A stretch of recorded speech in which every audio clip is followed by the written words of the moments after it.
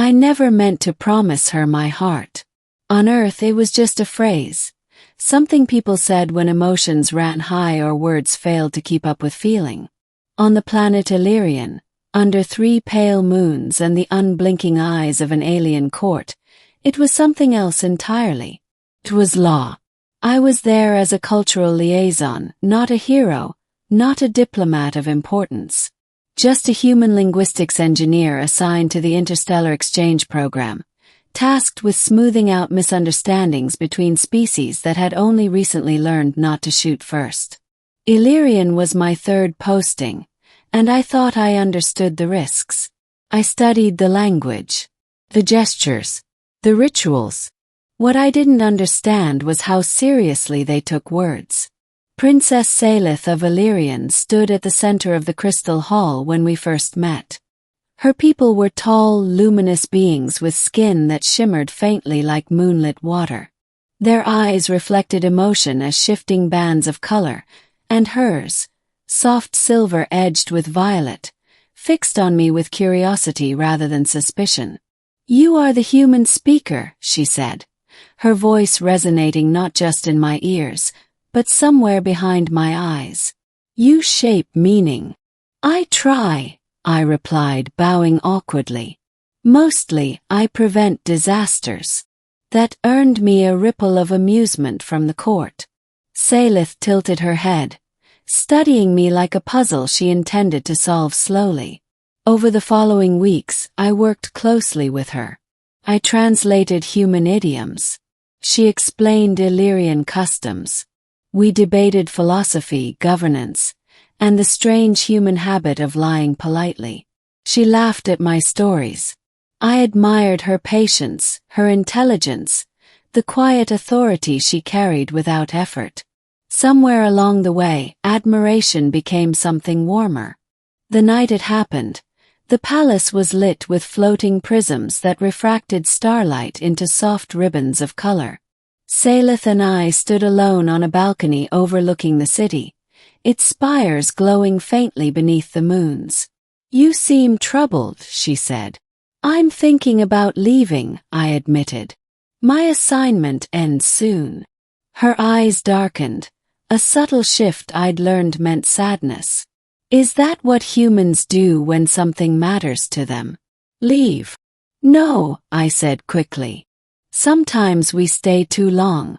Sometimes we don't stay long enough." She turned toward me fully then. "And what does your heart say?" I laughed softly, nervous. "Back home that's just a way of talking. But if you want the truth..."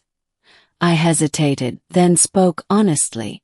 "My heart's already here." The words felt right. Comforting. Human. Salith inhaled sharply. The air around us seemed to vibrate. Her eyes flared bright gold, the color of oath binding. "You have given it," she said quietly. "Given what?" I asked. "Your heart," she replied. "Freely. Witnessed by the stars." My stomach dropped. "Salith, I didn't mean."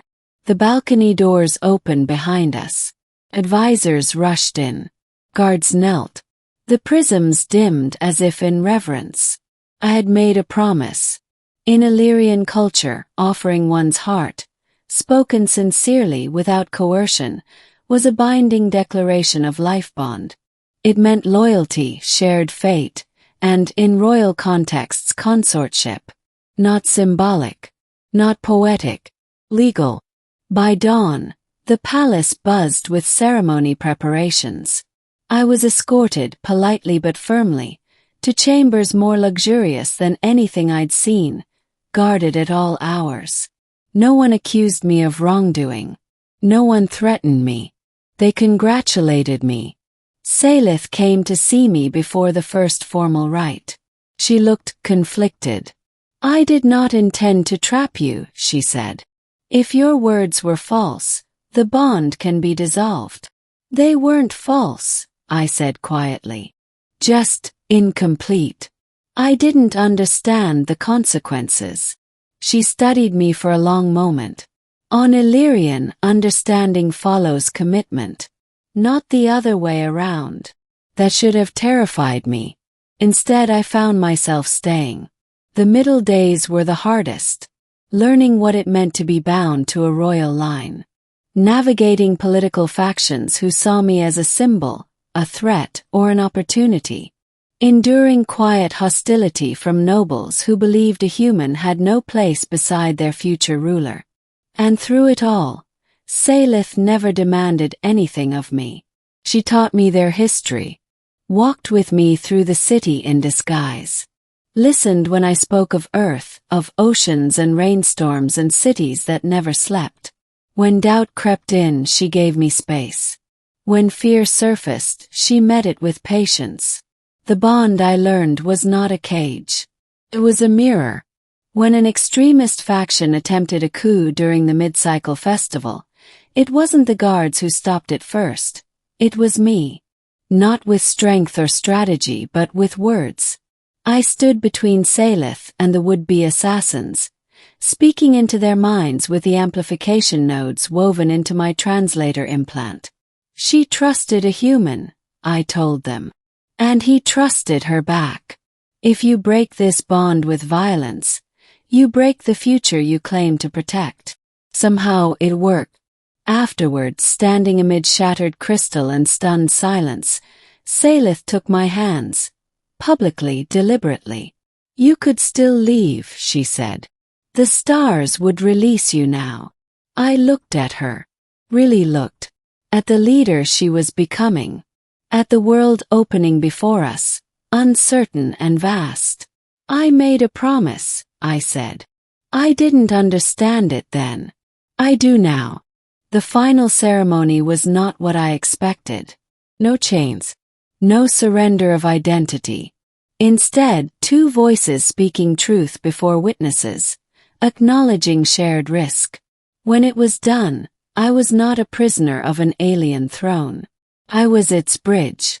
Years later, when humans and Illyrians speak of the alliance that reshaped trade routes, prevented wars, and redefined interspecies bonds, they don't talk about treaties. They talk about a mistake.